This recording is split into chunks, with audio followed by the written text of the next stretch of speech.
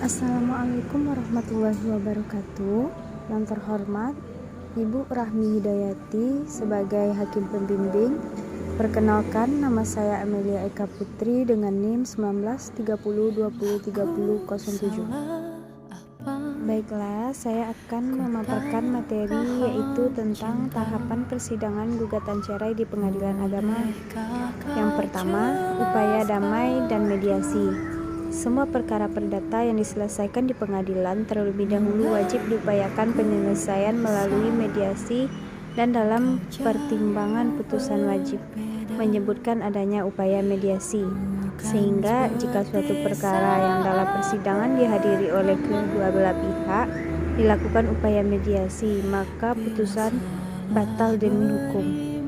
Mediasi adalah proses penyelesaian perkara melalui perundingan untuk memperoleh kesepakatan para pihak dengan dibantu oleh mediator, sebagaimana diatur dalam Peraturan Mahkamah Agung atau Perma Republik Indonesia Nomor 1 Tahun 2008 tanggal 31 Juli tahun 2008. Baiklah, selanjutnya yaitu pembacaan gugatan penggugat. Surat gugatan penggugat yang diajukan ke Pengadilan Agama itu dibacakan oleh penggugat sendiri atau salah satu majelis hakim, dan sebelum diberikan kesempatan oleh majelis hakim kepada tergugat memberikan tanggapan atau jawaban, pihak penggugat punya hak untuk menolak, mencabut dan mempertahankan isi surat gugatannya. Apabila penggugat menyatakan tetap tidak ada perubahan dan tambahan dalam gugatan itu, kemudian persidangan dilanjutkan ke tahap berikutnya.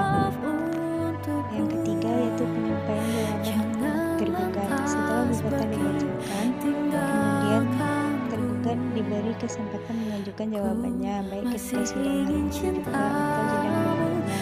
Jawaban tergugat dapat dilakukan secara tertulis atau lisan. Pada tahap jawaban ini, tergugat dapat pula mengajukan eksepsi atau reklamasi atau gugatan balik, dan pihak tergugat tidak perlu membayar panjar biaya perkara.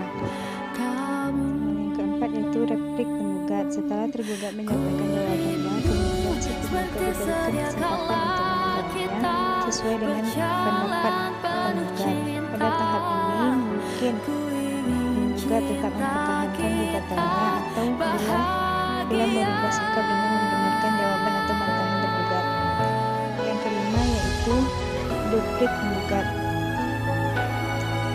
Setelah penggugat menyampaikan repliknya, kemudian diberikan kesempatan untuk menanggapinya atau menyampaikan dupliknya. Dalam tahap ini dapat diulang-ulangi sampai ada titik temu antara penggugat dan dengan tergugat.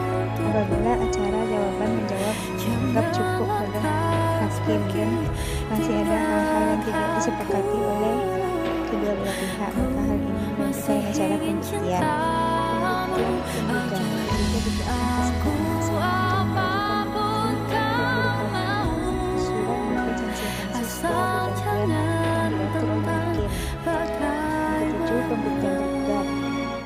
Tergugat diberikan kesempatan yang sama untuk mengajukan bukti-bukti baik berupa bukti surat maupun sanksi-sanksi secara bergantian yang diatur oleh hakim.